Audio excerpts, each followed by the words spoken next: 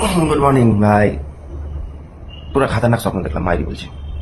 ওরা গাঁটটা ফেটে গেল না ওরা স্বপ্নটা দেখে। মনটা যে ছিল, মনটা এত খুশি হয়েছিল, এত খুশি হয়েছিল ভাই কি বলবো, ভেঙে চুরমার হয়ে গেল। ভেঙা চোদার মতন বসে আছি বাড়া। শোনো, স্বপ্নটা তোমাদেরকে বলে রাখি, তোমরা হয়তো এরকম কখনো স্বপ্ন দেখেছো। যাচ্ছিলাম লোকাল ট্রেনে করে বান্দ্রা, স্বপ্নতে না, যাচ্ছিলাম। যেতে যেতে পাশে দেখি একটা ব্যাগ রাখা আছে। দুটো স্টপেজ, তিনটে স্টপেজ পার হয়ে যাওয়ার পর দেখছি ব্যাগটা কেউ নিয়ে যায়নি, আর পাশে সেরকম লোকজনও তেমন ছিল না। তো ব্যাগটা আমি ভাবলাম যে হয়তো টাকা পয়সা থাকতে পারে, তো একটু চেক করে দেখলাম।